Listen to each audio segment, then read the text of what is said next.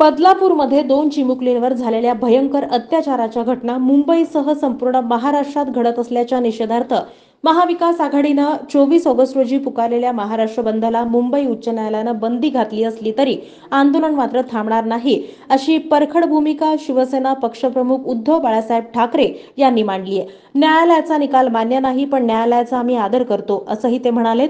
निदर्शनं, आंदोलनं, संप आणि बंद हा लोकशाहीनं दिलेला अधिकार असून तो कुणीही हिरावून घेऊ शकत नाही आणि हा तर संस्कृती विरुद्ध विकृती असा लढा आहे।